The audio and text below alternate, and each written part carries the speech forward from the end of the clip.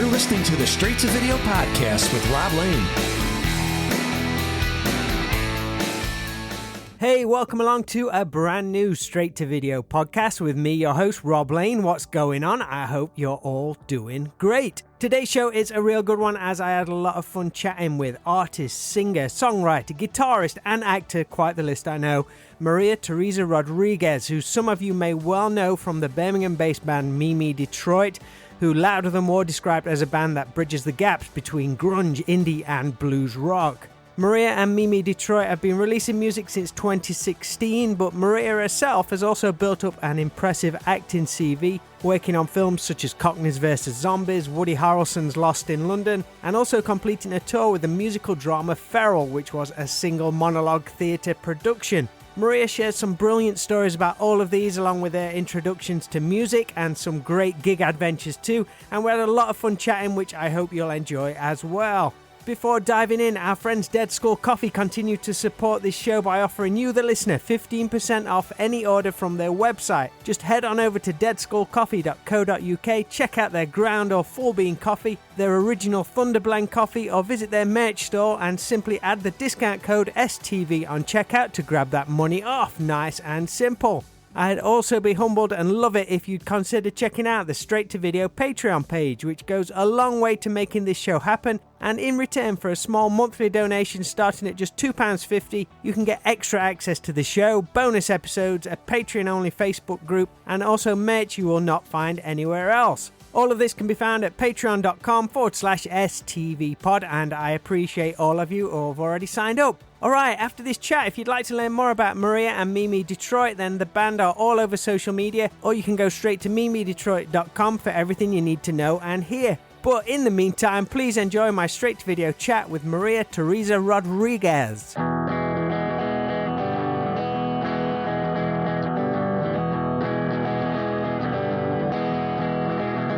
I'm a mean rock and roller in a band, and I'll do my best to help you understand. You see, this isn't 'cause it's cool or benign. It's a calling, it's a deep lifestyle, and I try so hard to toe the line, but then it felt so very empty all the time. 'Cause I'm a mean rock and roller in a band.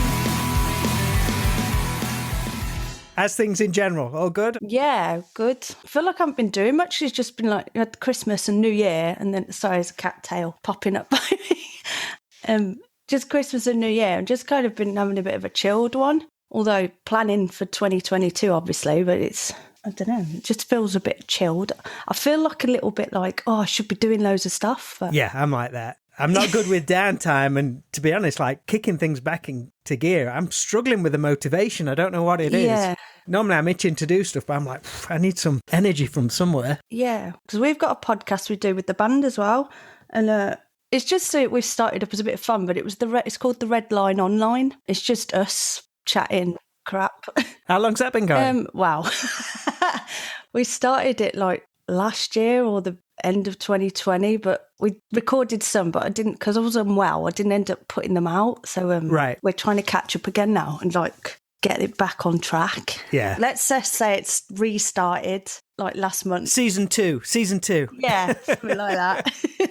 So thanks for doing this for us. I appreciate Jan putting us in touch, and he says, you should get Maria on it. It'd be great for your show. So I'm like, yeah, I'll do that. Yeah, no, thanks for having me. So you grew up in, is it Alchester? Is that how you pronounce it? Alchester or Alchester? It's Alcester. Alcester, right. I think we all just called it Ulster. Yeah. I think. I haven't been back there for a while, I'll be honest. But Is that kind of south of Birmingham? yeah, it's near in between like Stratford and Evesham kind of area. It's like Warwickshire. So it's like a little tiny town. I mean, it's all right. But your dad's originally from Colombia though, right? Yeah, he is. I mean, he's lived in England all my life. I think him and my mum met on the cruise liners. I don't even know what decade it was. I don't know. But they met like in the Caribbean, and then he obviously came over to here with my mum, and then I was born. Did he have like a career over in Colombia or? I think he was just trying to get out of there, to be Right. honest. I think it was just that was the kind of thing. He's got like 5 brothers and they all made moves to make a better lives for everyone because they came up from a real poverty-stricken background. Yeah, so I think my dad's plan, he was always looking, he's always been a bit of an entrepreneur, so he was looking for like the next big thing or the next deal kind of thing. Bit like a Colombian, what's his name? Oh, I forgot his name. Oh my God. Del Boy. Colombian Del Boy. Colombian Del Boy. Awesome. That left my head completely. Yeah, he's just is a right character. But then he got into catering, I think, in the end. And that took him onto like other mad levels. He started doing all these science degrees and got really madly into like food bacteria. I think he's like one of only 5 people in the world to have this certain qualification. Yeah, it's just madness. Do you think that entrepreneurialism passed down to you a little bit because you bounce from one thing to the next? Definitely. It's like, yeah. I think it's probably just from being around him when I was little, just always looking for the next big thing or the next, as long as it's fun, but the next big thing. But then from my mum's side, it was kind of like, I remember my mum saying like, sometimes you have to do things we don't want to do. I kind of said to myself, but I don't want to ever do anything that I don't want to do. I remember doing a little job when I was younger, and it was working on like one of them breakfast bar things at a car boot sale. I was just putting slabs of bacon out, like, oh, well. I used to come home and like my whole body was just covered in grease. You'd have a bath and you couldn't get rid of it. It was just vile.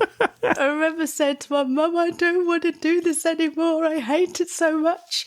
And I think she kind of just went, okay, yeah. And she phoned up the guy and I think she made excuses for me to get out saying I wasn't well. But it was almost made a pact with my mum like that I'm never going to do anything that I don't want to do. It's great that you get that insight so early on because a lot of us, I think, or a lot of people in general are realising it now later on. Yeah. In their 40s or 50s. Yeah. You don't really have to follow that path. You don't have to do the rat race as long as you find something you're passionate about. So it's great that you had that insight earlier on. You say, I'm not being lazy. I just want to do something I enjoy. Yeah. And move forward that way. What's the point otherwise? It's like you're here to live and here to like make something of that live. You're here to create in a way. Create what you want of this life. So do what you want to do. Otherwise, you'll be miserable otherwise. What's the point in that? 100%. Yeah. And you seem to have like a talent for music, like really young. Began playing piano at 6, I believe, followed by violin. Yeah. Was that something you gravitated to yourself, or were your family keen to see you? Oh, she's got to learn an instrument. It was my mum who got me into piano when I was 6. But then previously, as a toddler, since I can remember, my grandma had me like dressing up and singing constantly. She used to like put a microphone by me and record me all the time. I mean, the majority of it is just like nursery rhymes, a lot of like old school, like really old school musicals. I remember singing to My Fair Lady and things like that, and Sound of Music. Yeah, so she kind of got me like performing. We used to put on like plays and things in the front room. It was almost like I was her doll. Did she have some kind of musical entertainment background or anything? My grandma wasn't technically musical, but she did used to have a go on her keyboard, but she used to play by ear. But when she was really young, as a teenager, she was a dancer. And I think she always used to tell me about how she performed at Babes in Toyland. Is that the one it's called? Right. I'm really not good with names, very sorry. Yeah, so she used to do lots of stage work, but I think her parents kind of, and then my granddad, it was that kind of older generation, they kind of pulled her out of it, which I think is a real shame, because I think she would have done really well. Well, that's going back to that thing, find something you enjoy, but most people's perception is, no, you've got to find, in quotes, real job. Yeah, exactly. I've got a photo of her when she was like 15, 16, doing the splits across the stage, and like it's like in black and white, but it's amazing. So that's where my inspiration came from then. Was there much of an outlet for you to learn music at school? Was that encouraged? It was, to be fair, yeah, because we had the old recorder club. Yeah? Yeah, I can still play that now. I can still bang out a bit of Three Blind Mice and London's Burning. And there was an orchestra, so I think when I got started up with violin, there was like a music teacher. She was a bit of a dragon, actually, and she wasn't very nice. which kind of stemmed some other things in my life. I won't go into that right now, but she had an orchestra, so I got into that on the violin and I really enjoyed it. But my mum also enrolled me in Stratford Music College in Stratford-upon-Avon. So I used to go there every week and I did my piano, I did my violin, my sisters did drama. I really enjoyed that. We used to get into do shows and things with that. So that was kind of probably a big core part of it because it was just fun. One sister, right? I got one sister. We've got different dads. So I've got one sister I grew up with and I got two brothers on my dad's side as well. But I think because me and my sister grew up together, we're like normal sisters anyway. Hugging one minute, bickering the next. Did she carry on doing music? She didn't, to be fair. She went down a graphic design kind of route with her art. Yeah. She works in graphic design now. Have you enlisted her into band duties? I have actually, on several occasions. Yeah. I think she designed the cover to our album Live to Love Your Love to Live and another cover to Get Down On With Me and maybe some other things, bits and pieces here and there. Yeah, it's kind of handy. It is, yeah. And you've got a guitar at 13. Had you been listening to a lot of music at that point and becoming a fan of anyone in particular? Wow, all throughout my childhood, I started getting a lot into bands like Radiohead. The first time I heard Johnny Greenwood was just like, oh my God. What was your entry point to Radiohead? There's lots of different stages you could come in at. So I think, this is really rubbish, but I think it was Creep. It was just, that song just hit me like a ton of bricks. Like, wow. It is weird though, because I've spoke to a few people who've like really big fans of Radiohead, and I was like, oh, when did you get into them? They're like, oh, it's like OK Computer. I'm like, wow. I knew Creep, but then I got the Bends and like, this is amazing. Yeah. Then they kind of switch things around again with OK Computer. I'm like, okay, I'm out now. This is too much. Oh, really? Yeah. I did remember hearing Paranoid Android for the first time, and I was blown away, to be honest. I remember just going like, wow, because it was something I hadn't heard before, really. It was kind of that one thing, you're either in or out. It's either just going to be too far afield for you or like, wow, what is this amazing new sound? And I was going to say, how did you cope when Kid A came out? No, I was long gone by then. Where did you hear Creep? Was it just on MTV or something? I think it was on Radio 1. I think it would have been with Joe Wiley, like when I was little. I used to always get like the old-fashioned cassettes, and I used to try and press play and record at the same time and try and stop it before she speaks. I used to like get a lot of my music from that, and like, I'd always be listening to the charts and what's next, and like, Mum, listen to this. What's this next song? What did your mum make of it? What was she into? Did she kind of influence your tastes much? Yeah, my mum gave me it was sort of like a generational hand-me-down box of vinyl we've had like going through. I mean, I don't have children, but I imagine if I did, we'd like to fill it up and pass it on to the next generation. Maybe we'll give it to cousins or something. And kind of everyone puts a bit of music in it. And my mum gave me spots, and there was loads of like old school ska. My mum was a skinhead when she was a teen. Tell me you got some photos of that. I've got one photo. It's really weird. She looks like me when I was young. Yeah, I think she was 15 in the photo or something. Oh, it's really cool. I think I did put it on Instagram. But yeah, I had like loads of things like Prince Buster, Tony Tribe. It was weird 'cause later on I learnt about like the specials and stuff, but she didn't have much of that. It was all like the original kind of ska, Toots and the Maytals and things like that. So I used to skip round the front room to all this music. I remember having this weird, but I had this like oval rug. Sorry, my cat's attacking me. Out, get off. I had this oval rug, and I used to just skip round and round and round this rug, just with the records on repeat. And there was loads of Beatles in there as well, a bit of Rolling Stones. Yeah, I think there was Michael Jackson as well. Michael Jackson was in there. I remember the first time I heard Billie Jean. It was the first piece of music that I heard that like moved me. And I was like, oh, I couldn't understand what was going on. But I was like, this feels really good.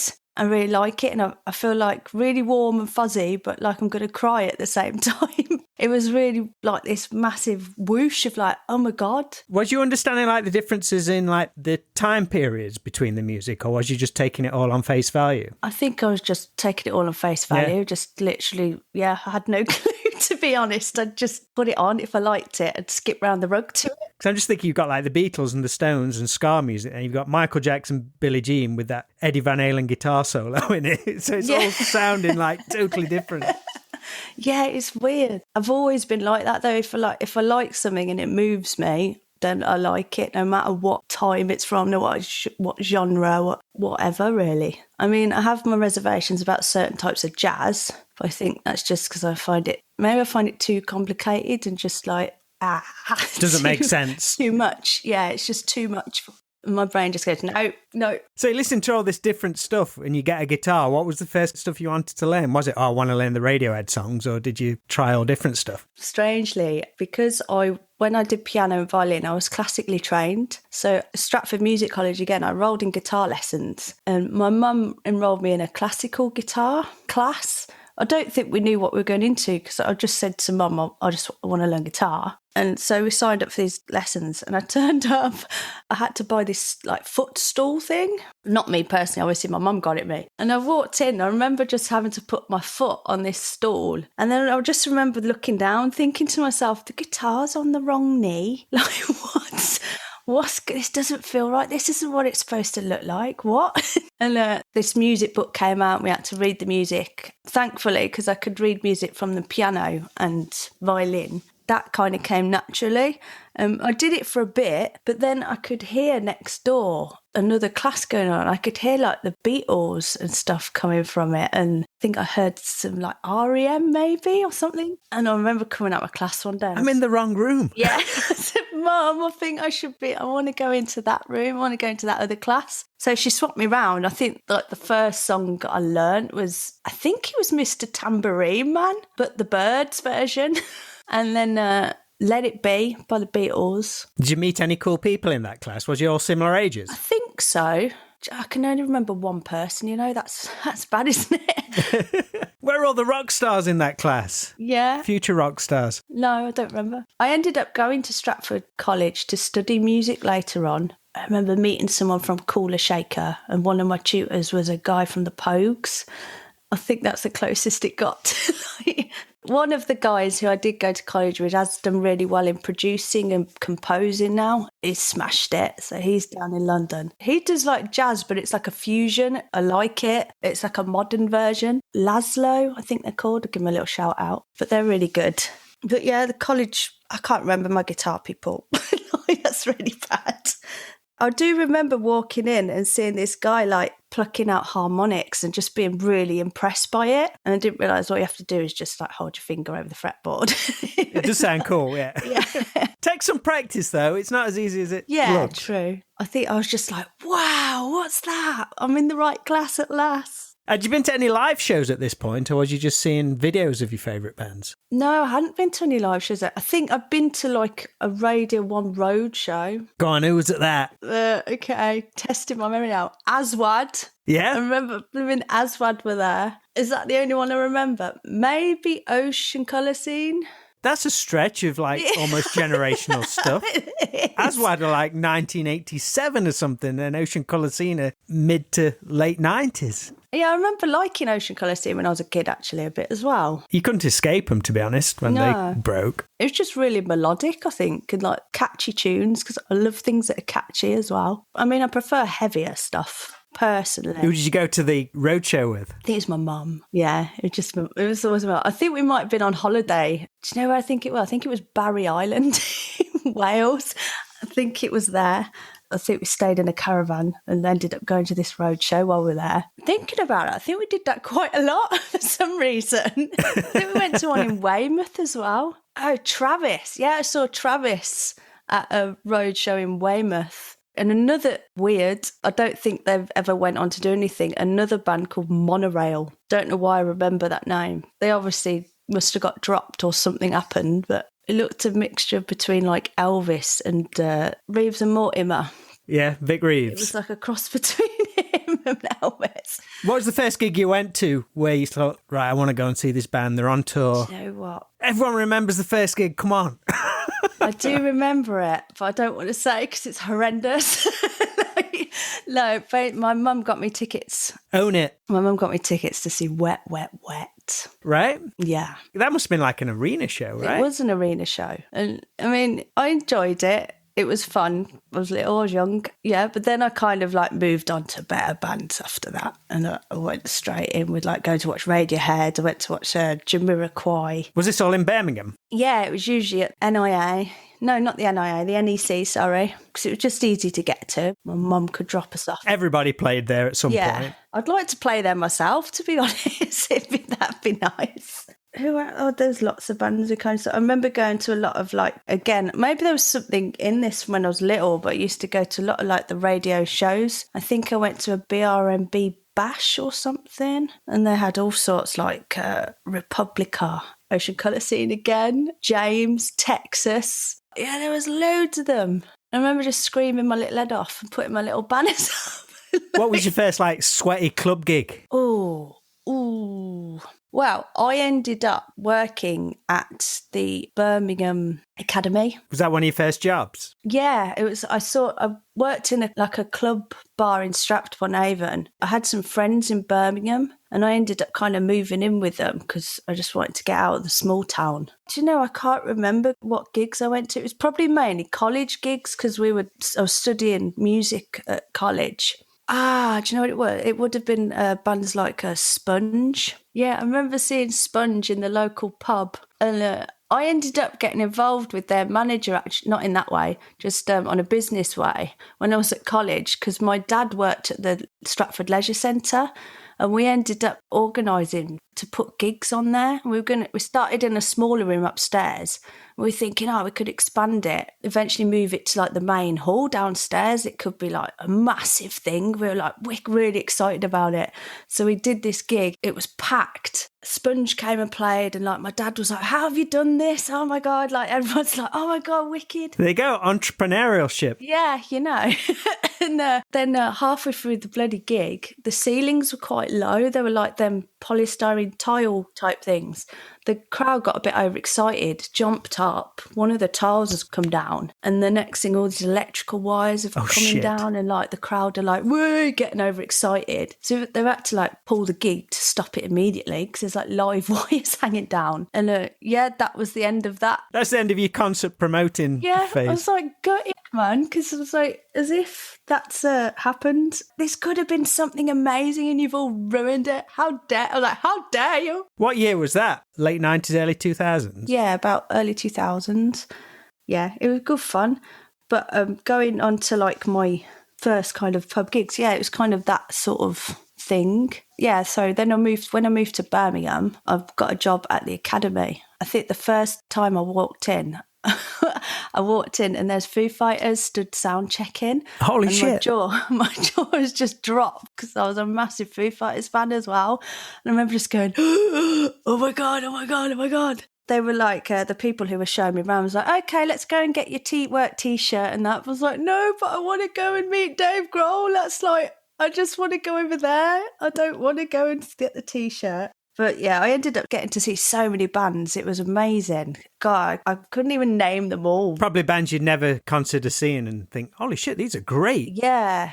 One band I did see, which was Pitch Shifter. Yeah. Nottingham band. They were amazing. Are they? I think so, yeah. I didn't even realise that. For some reason, I thought they were American. Don't know why. But I remember seeing them, and I was working behind the bar. I got to finish early because the bar was a bit quiet. And I remember just like running out really excited. I might have still had my work t-shirt on, I can't remember. But I remember running to the front and then just jumping up and like launching into like a crowd surf. And as I'm going over the crowd, I've looked up and seen my manager looking over the balcony at me. It's like, shit. But, so I'm going over. Thankfully, they saw the funny side. Who's this we've hired?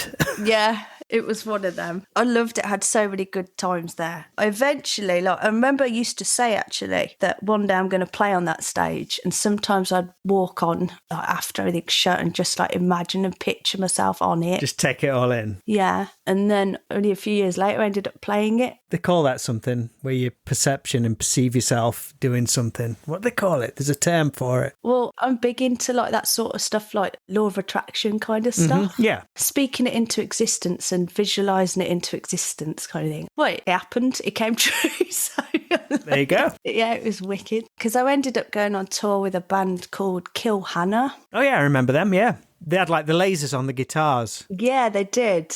We were on tour with them. I think it was actually on my birthday. We ended up playing the Academy and there was about 1,500 people. It was brilliant. Wow. I was like, yay, dreams do come true. What band was that with then? Was your first band called Gundogs? Have I got that right? Yeah. Yeah, well, it was my first proper band. I had a band at school called Paragon. I didn't really do much bandy stuff after college. I went over and lived in Cyprus for a bit. I went on holiday there and I just loved it, but it was just party. That's all it was. I was just younger. I just wanted to party all the time, much to my mum's dismay. And I ended up just coming home and then buggering back over there like a couple of months later. And I worked as a dancer. Because another thing I really love, I love like all the like dance music. Like I used to love vocal house and trance and drum and bass. Yeah, I ended up working as a podium dancer. Nothing like dodgy. Not that kind of dancing is dodgy, but it was just wicked. I was just like, I'm getting paid to just party and have fun. And exercise. Yeah. Stay in shape.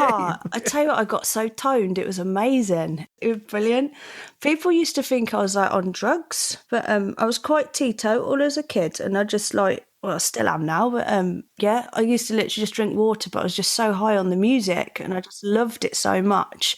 I'd just go for it. And it's wicked. I love that job. How long was you over there for? Only a few months, like several months, and then kind of came home when it got quiet. I came home and then just went back to work at the Academy for a bit. I didn't really do much musically wise, apart from just watching a lot of bands. I remember I got one story actually with my housemate in Birmingham. She was starting up a fanzine and she asked me I think it was like during like a BBC radio music week in Birmingham or something. We had like loads of really shit hot bands come in like this 1 week period. And I think System of a Down were coming through and they had a support band at the time. Nobody really knew of them, Dillinger Escape Plan. And my mate was like, can you try and get me an interview for this band for my fanzine? So I was like, oh, wow, I don't know. I'll see what I can do. But I managed to like wangle it and like spoke to my managers and they were up for it. So we went and like did this interview. She was like, can you come in with me? Like, and I was a bit like, I don't know. But we went in and we ended up just like chatting to them and she did her interview. All was cool. And then we ended up hanging out with them after. A couple of them ended up coming back to ours just to party kind of thing. And it was so funny because like another one of our housemates, he was a massive Dillinger Escape Planner fan, but he didn't know what the members looked like, evidently, because we brought them back and then we were like, you right, Rich? And he was just like, yeah. He's like, how did Dillinger go down? Because they were like, at the time, they were so like, off the scale different. Ben Wyman, the guitarist, just kind of stood next to me. I was just like, how did Dillinger go down, Ben? How did they... Ben was like, yeah, all right, trying to put on an English accent. Rich was kind of like, cool. And I went, yeah. Anyway, this is Ben from Dillinger. Rich kind of just went, okay, what? And you know, when you see someone's face just drop to the floor, it was just the best moment. It's quite bad. I ended up like begging my boss for the next night off so he could hang with them some more. They played their gig. I was supposed to be working that night and then I'd booked the second night off because Weezer were coming through. Still haven't seen Weezer to this day. But I managed to get my boss to swap it round. And he goes, but you've got to come in for Weezer tomorrow. I was like, yeah, I promise. I absolutely promise. And another band were playing around the corner this night. Godspeed Black Emperor. They were playing and Ben and that were like, we really want to see this band. So I was like, okay, yeah, I'll come with. And we walked round. It was at the Q Club in Birmingham, but we walked round and like Ben and that kind of went up to the security because the doors had shut. They're like, I can't do an American accent, but we've just played around the corner and we've just finished our set. We'd love to come in kind of thing. And There was 10 of us, and the security guard looked at us all and just let us all walk in. It was just like amazing. Like 10 people have just been allowed to enter a gig for free. It was just like wicked. Yeah, Godspeed You Black Emperor were amazing. I remember hearing like a couple of years later, like Sigur Rós when they kind of came out, and Godspeed You Black Emperor was just like, that was kind of my first introduction to that sort of sound and those sort of like big epic playing a guitar with a bow, and it was just amazing. But then I think we ended up going to Snobs in Birmingham after that. And I was laughing. I was like, how have I ended up managed to get Dillinger Escape Plan into Snobs? It's just like, this is surreal right now. But anyway, we went to say goodbye and like we had a big mash up. I woke up the next day to hear my mate banging her head, and I woke up in bloody Liverpool on the tour bus. And I was like, shit, I've got to be in work. Or how am I good? Like, what am I doing? You know, you just like, you make some really bad decisions when you're obviously smashed. My mate was like, what have we done? I ended up phoning like the academy saying, I'm really sorry, but I'm not well. And like, for some reason, the first thing that came into my head, because I know it is like something you can have, and I've had it before, so it's why it came into my head. I said, I've got vertigo. And the woman on the end of the phone was just like, oh, okay. Oh, right. Well, I hope you feel better soon. Like, blatantly knowing I was just bullshitting. Like, I know a hungover voice when I hear one. And I put the phone out, I was like, fucking, why would I say vertigo? Like, of all the things I could have said.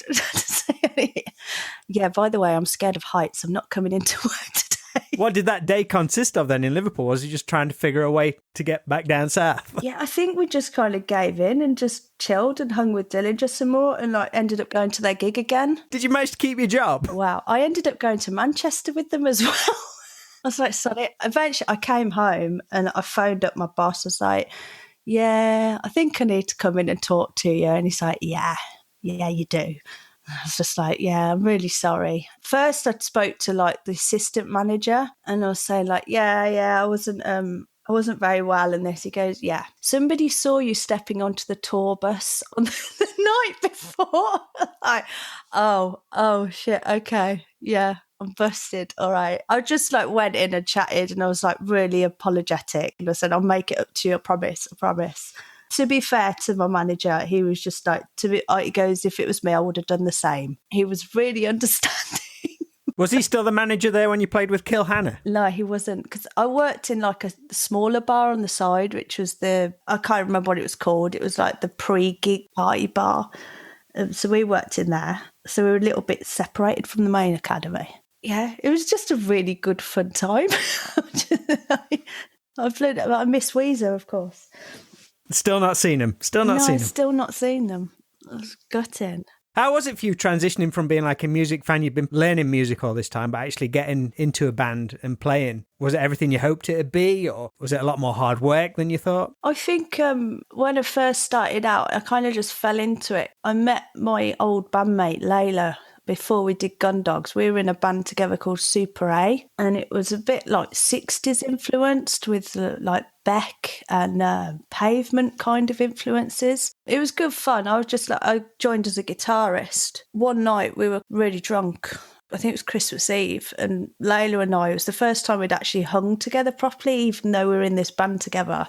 We didn't really know each other. That sometimes happens. Yeah. You spend a lot of time in a band format, but a lot of times, sometimes you don't get to hang out with these people to see the other side of them. It's weird sometimes. Yeah, it was. When we eventually got to hang, we were kind of sat in her bedroom and just playing guitar and like playing each other songs we'd written or ideas and stuff.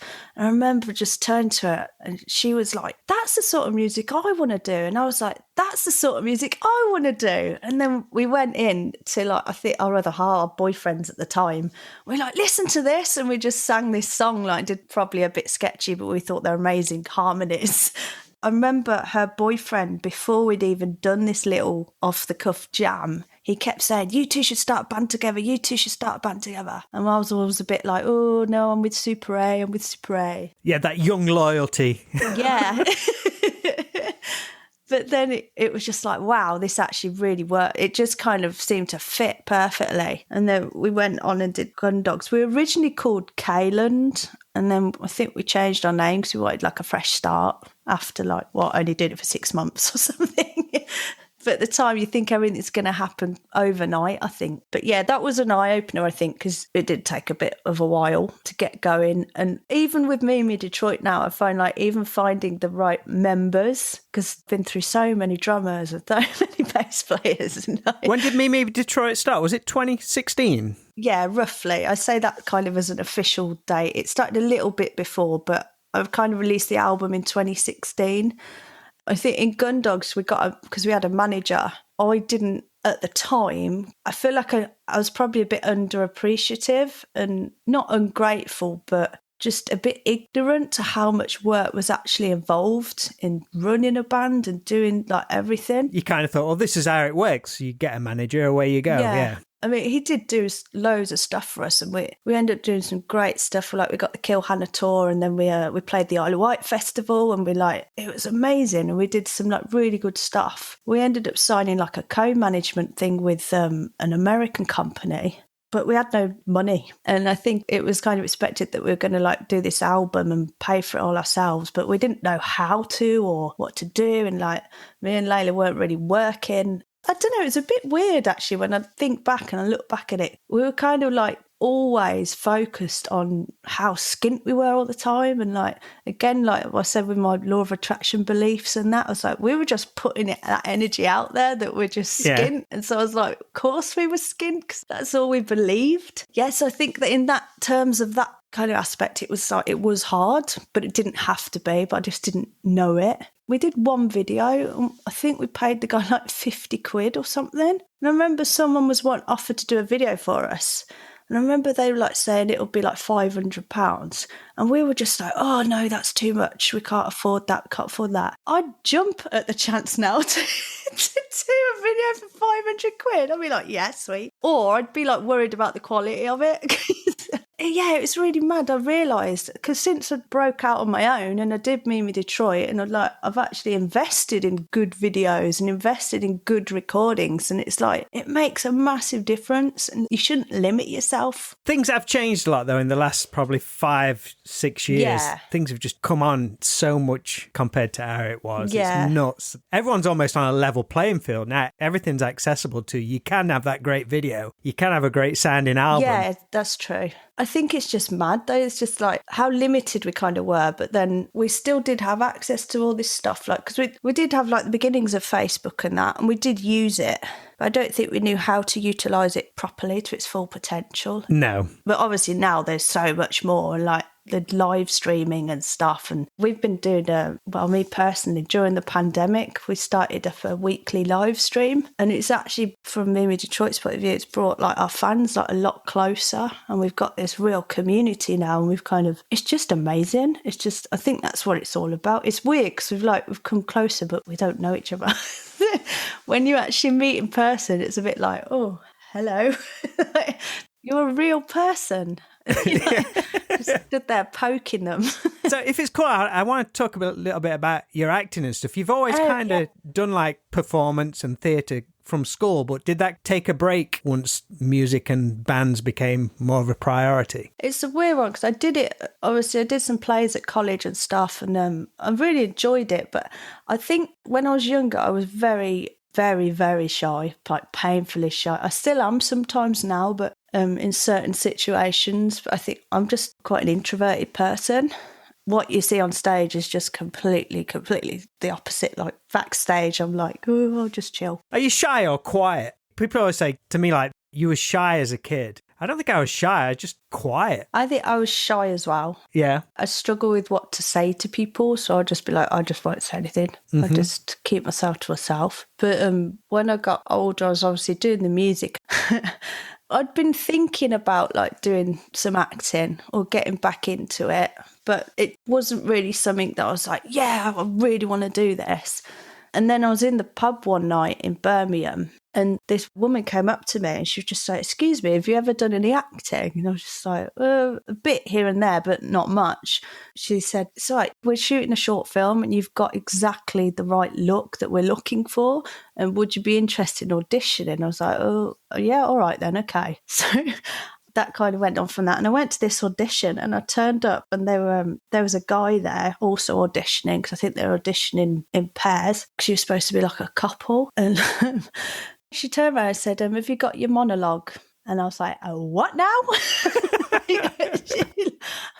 No, she's like, oh, it was all in the email. I was like, I'm ever so sorry, no. I just said, no, I haven't got it, sorry. I think I must have missed a big chunk of the email. I just had the script. And she goes, don't worry, I'm there thinking in my head, what the hell's a monologue? What is it?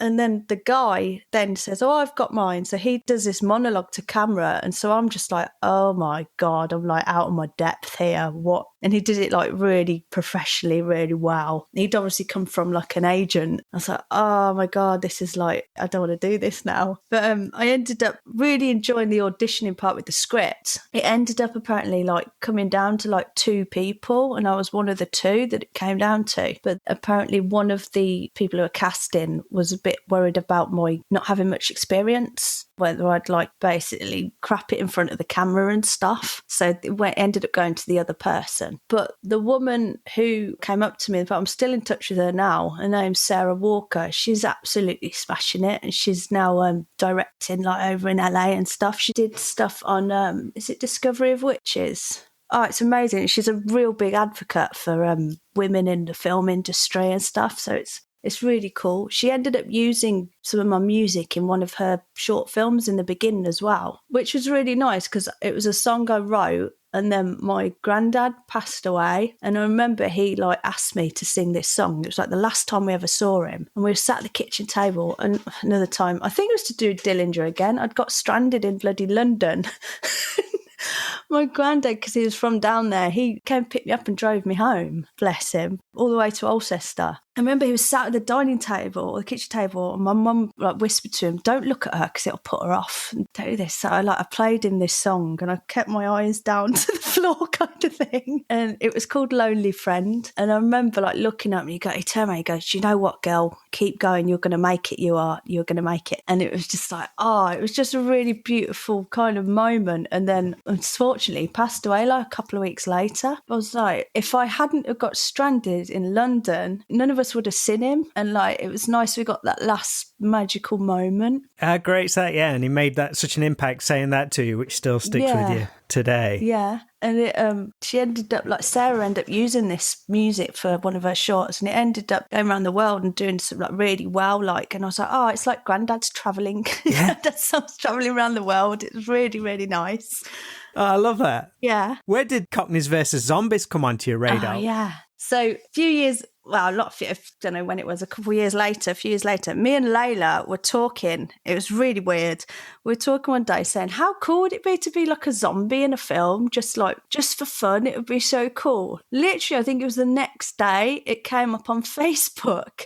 People wanted... Well, Facebook is always listening to people, so there you go. It could be. And it was like, yeah, people wanted for this zombie film. And I was like, I rang Layla. I was like, oh my God, we got to do it. She was like, yeah, let's do it. Layla's ended up not being able to do it for some reason or another, but I thought, sod it, I've signed up. I really want to. It'd be fun. I'm going. It was horrendous. I'll be 100% honest. It was like we were treated really, really badly. Like, I think this guy who ran the agency in quotation fingers, I think he got done for like scamming or something eventually.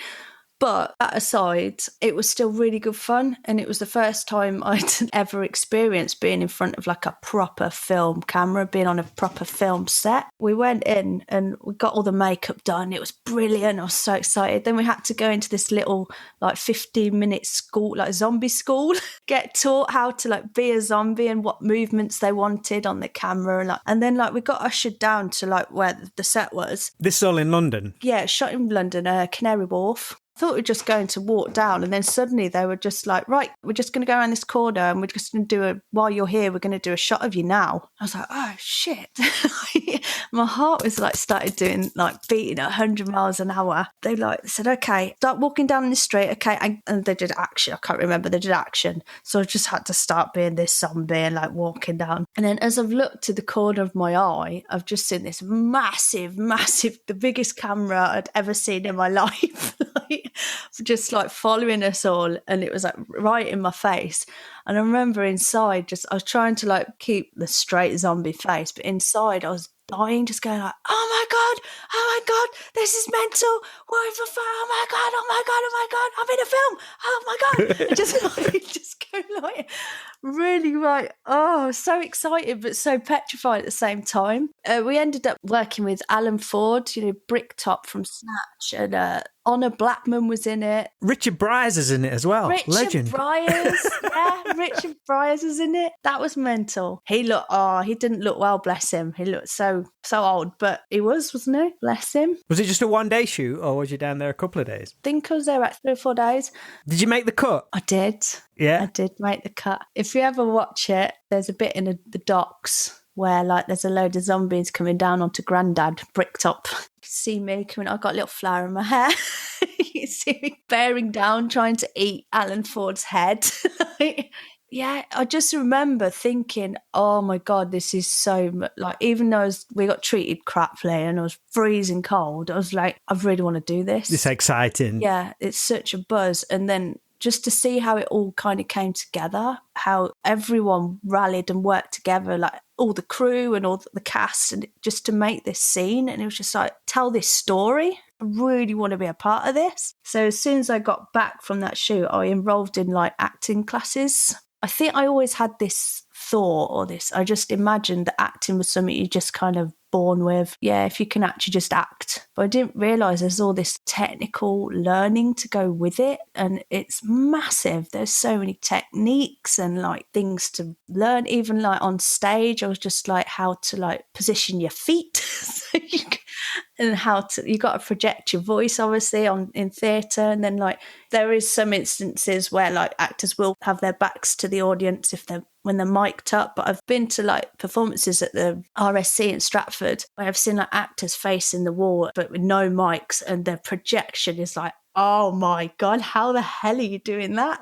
Did it change the way you performed on stage with a band? Or is it just two totally separate things? I think it's probably two totally separate things. You're still putting on like a persona when you're doing your music anyway. But I don't think I've ever kind of crossed the two, because I think when you're acting, it's like you are solely focused on that character. When I do it, I like to really go deep into that character and just like almost give like a whole backstory. So like you're really involved in it. And so you become the character, obviously, because it's acting. But then with Mimi, it's like, it is a persona, but it's also a big part of me. So you will be there sometimes playing a song and then suddenly going like, what should I have to eat later? Whereas with acting, you're like, yeah, it's just full on character. And was you in the Woody Harrelson Lost in London film? Yeah, I was. That was an experience and a half. It was his first time directing his own. Was it his first directorial debut? I think it was. I'd never heard of it. I looked into it. I thought, wow, this sounds really unique. Yeah, it was unique and intense. Right. I think it was the first thing he'd written as well. And he basically, we went down, and the idea was we rehearsed for like pretty much a whole week. And then the whole film was shot in like, I think it was a couple of hours in real time, and it was streamed live as it was shot out to like loads of cinemas in America. I think it was aired, like screened afterwards in the UK, but it was live. It went to the US. It was based on a true story of when he got arrested in London. I mean, it was good. I wouldn't say it's his. I reckon he could probably like write better. I don't know. I'm just being honest. But the fact that he pulled it off. But yeah, it was like, to do that, it was amazing. And there was Owen Wilson was in it. I didn't speak to him, but I was just too nervous.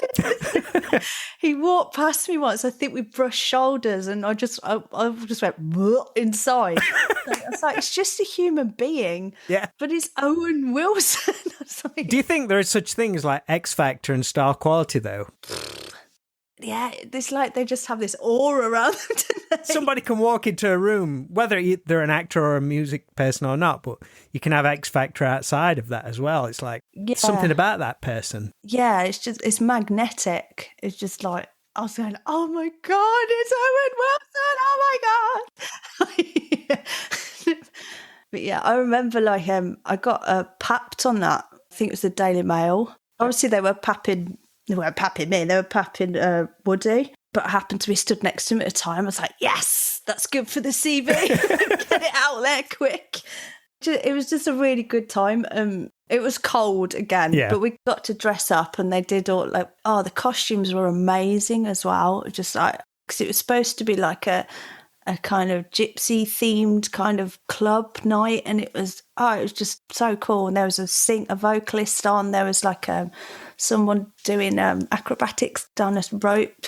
It was just brilliant. It was just such a good experience. And then we were all just pretending to dance and party. And it was mad because we spent like so much time just rehearsing all these scenes. And then on the night, I think we got one practice run through. And then it was just like, bang, you're live. And your heart is racing because you're like, this is live. This is like, my heart was racing for like Woody Harrelson as well. I really wanted it to go well for him. Said there was a couple of like little slips, but they pulled it off. I think they had technical issues with the stream, I think, and the connection at first. So they were panicking.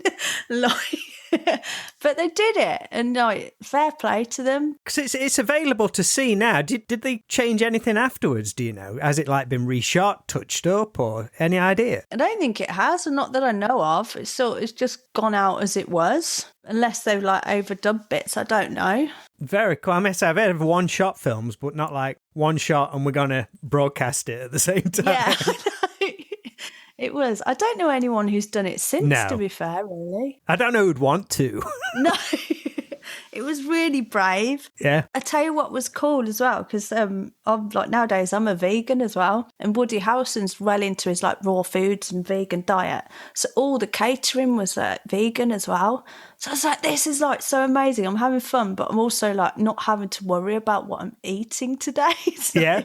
it was like, yeah. So I was like, hats off to him. Mint. He's an absolute legend. And speaking of pressure and like one-shot stuff, didn't you recently complete a tour with the musical drama Feral? Yeah. Was that like Oh, full-on my God. pressure for you? Was that the biggest thing you've done, like focused on you as an actor, do you think? Yeah, probably. It's the most challenging thing I've done, because it was like an 85-minute monologue with a little bit of duologue with another actor in it. But you knew what monologue was this I time. knew what it was, thank God. And the writing of it, the script, is beautiful. It's by a writer called John Foster, but the way he writes is very poetic. He did a lot of stuff for like BBC, but this particular piece, it was just like the way it flowed was very poetic and almost like had Shakespearean kind of feel to it, not with the language used, but just the flow of it. And it was very rhythmic, but I'd never really done anything like that before, just contemporary straight talking stuff. So this was like totally out of my comfort zone. I was like, how do I even go about this? How did it come about? This is another weird story. Like, again, like my beliefs with law of attraction. I was doing some backstage work at Birmingham Hippodrome, because I do occasionally need a bit of extra money. And, I was doing the ironing. I was like looking after maintenance of the costumes. And I was ironing these costumes for Kinky Boots, the musical. And because I was doing laundry, I managed to get tickets to actually go and see the show the night before. So I went and saw it, and it was brilliant. I highly recommend it. The next day I was like doing my ironing, and my thoughts started wandering. I was like, I'd love to be in a musical like that, you know. I'd just love to do a musical. I wonder, maybe I should speak to my agent. I should just tell him to like, can you push me more for musicals at the moment, or find some more stuff, and I'll have a look as well. Literally a couple of hours went past, and I got a ping email from my agent going like, check out this musical. I think I'm going to put you forward for it. Just check there's no dates clashing or anything. I was like, oh, wicked. I never actually got the call to audition for this thing. I went to work the next day, and I was a bit gutted, because I was like, oh, I thought maybe that was it, because I thought I'd like manifested it already, kind of thing. And I kind of went on a thought trail, and I was like, wouldn't it be really nice though? Imagine if like they just phoned me up, or phoned my agent out the blue, and didn't even like want me to audition, and just gave me the role there and then. Like, your thought train just goes off on one. I was just imagining it. And I didn't think anything else of it. And then a couple of hours later, I was on the train home. Suddenly my phone rings, right? I I've answered my phone. It was a call from a woman called Charmaine, and I'd met her at a Mimi Detroit gig about a year before, just by accident. We just had a really good night. She loved the gig. And she was a theatre director, and she basically turned around, she goes, we've got this tour coming up, and the lead actor has had to drop out. Would you be interested in taking the role? And I just kind of stood there with my phone in hand, just like in utter shock, and like what was happening. I said, what? Are you sure? What? And she's like, obviously, she goes, I've emailed your agent, but I just wanted to talk to you as well, like whilst I do it. If I send you the script, and just like, yeah, that was kind of it. And because of like what I'd been picturing earlier, I was a bit like mad to do it really, but I immediately just went, yes, just like without even seeing the script, which is like, I don't know if I'd do that again. Well, I think you said like if you'd have seen what was involved or knew what was involved at that point, you'd have probably said no. Yeah. Yeah, that's what I thought. I remember she came up just to start some rehearsals with me because I was working. She came up here, and I remember just starting this script, and I just remember she left, and I was thinking, what the hell have I gotten myself in for here? How am I going to do this? And you get imposter syndrome totally, because it was like, how? Which is really bad, because obviously I did pull it off. I know I smashed it, and it was, in a way, that was really rewarding, because you've got to put yourself out of your comfort zone, haven't you? 100%. You'll be surprised sometimes by your own capabilities. Yeah. Just give yourself a little nudge. What do they say? Scare yourself every day. Well, not every day, but every now and again, do something that terrifies you. Yeah, exactly. And it was bloody terrifying. But I remember the opening night, because I have to start the show underneath a blanket. There's another actor, and Lucy Treacher. She's an amazing musician and composer. She was in it as well. There's just the two of us, and she just kind of made soundscape music she had all these like amazing instruments. She had a nickel harper, which is like this really crazy, you play it with a bow. It's like half violin, half accordion keyboard thing. It was just the amazing sounds it makes. It was just really haunting.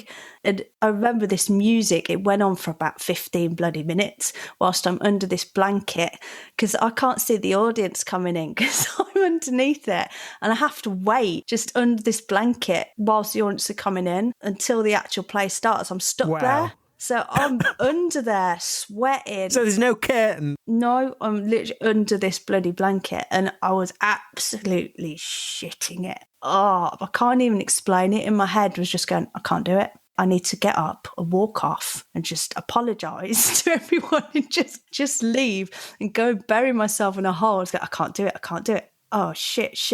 Oh, God. And all these thoughts are going around your head. Oh, my God. And my heart, like my mouth was so dry. And like my palms are just so sweating. And then suddenly like you hear the music ascend up. You hear the music kind of like gradually come towards the pinnacle part. And then it was just like, oh my God, I can't do it. And you have to just like whip the blanket off, and then you're like, run straight into it. And it was like a really poetic opening line. I can't remember it off the top of my head because that's really bad now. It's just amazing. And I remember like for the first whole like 5-10 minutes, I just shat it. And all these words coming out of my mouth, but I was in character, but my nerves were so strong. It was like unbelievable. Yeah, I've never had anything that challenging before, but I'm really glad I did it. Was it still nerve-wracking every performance, or did you get excited about doing it each night eventually? Eventually it was exciting. But yeah, the first like several times it was poop your pants. I think it depended where it was as well, because a lot of it was performed in like outdoor theatres as well, open air theatres. I think my favourite one was an open air theatre in Brighton, and it was beautiful. It was just like really old fashioned, but they'd done it up more modern. It was designed for that. Oh, it was lovely. And then my character in it did intermingle and run around the audience quite a lot. I had to do lots of songs in it as well. I ended up writing a song for it as well, actually, because we just needed one little extra song in there. And I remember at one point I ran up to the top of the steps, where like the back of the audience, and I could just see like the actual sea in the distance, the sun setting. And that was in that particular part of the play was where she's talking about the scenery around her and like the sunset and the sea. And I was like, oh, it's perfect.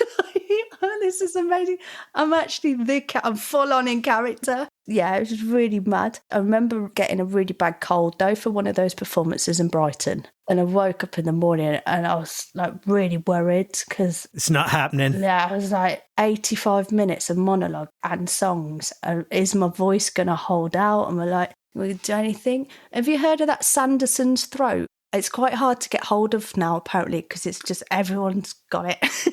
But check it out. If you ever got a sore throat, it got me through an 85-minute monologue with a really bad cold. And it was amazing. I was like, oh my God, I can't believe it got me through. I just kept gargling it with a bit of water in between like shows. It was just mental. Would you do something like that again? Yes, in a heartbeat, Yeah. I really would. Because I think once you've done it, you're like, I can do anything now. Bring on the challenges, because that makes life more interesting, doesn't it? As I say, keep challenging yourself, keep trying something new. And It's how you learn, I think, as well. If you don't do it, you just stay doing the same thing. You're not going to advance. You're not going to expand your skill and your knowledge. what is next for you guys? Or you or the band? Me, I'm just kind of because, I don't like to talk about it a lot, but I've had long COVID. So that's kind of held me back a bit with gigging and also with acting. So I'm kind of just going with the flow with that at the moment and just dipping into bits and pieces here and there because I have to watch my energy expenditure, which is a bit of a bollock. But as far as like band wise, we're looking at writing lots and lots of music at the moment. And we're just trying to, I am working on our marketing so we can get some money behind us to get back in the studio ASAP. That's the next plan, really. We're about to launch a big marketing campaign in the next couple of weeks. So hopefully that will get us some dollar in.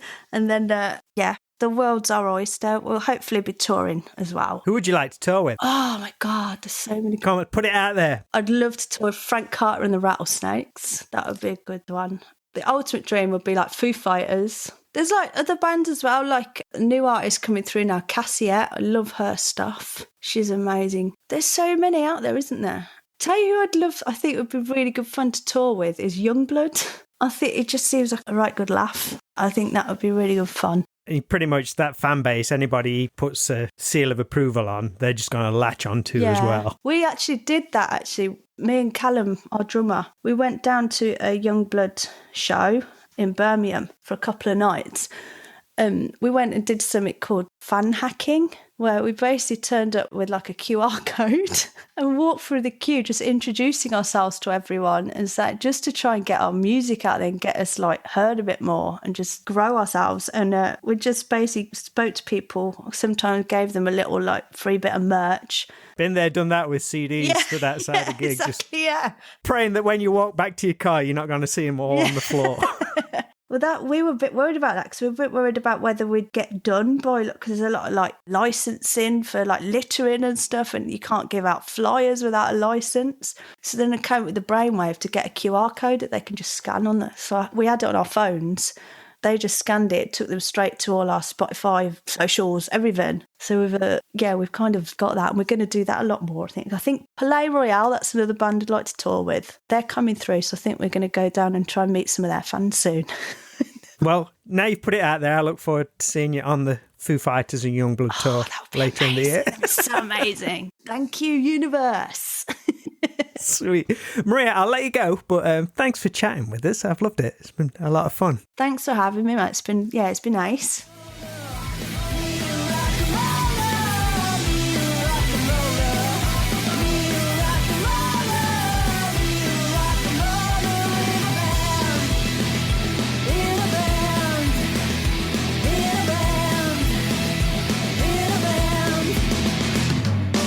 Thanks so much to Maria of Mimi Detroit for chatting with me on the Straight to Video podcast. That was a whole heap of fun, and I look forward to seeing the band back out on tour soon. Be sure to keep up to date over at mimidetroit.com, and you can find the band's own podcast, The Red Line, online, wherever you listen to your shows. And for over 150 episodes of the Straight to Video podcast, just head on over to stvpod.com to listen there. I have so many chats already in the bag for the next coming weeks with a massive variety of guests, but would love to learn who you guys would like to hear from, so please drop me a line on any social media platform and I'll do my very best to make that happen. So until we chat again, take care of yourselves and let's do this again soon.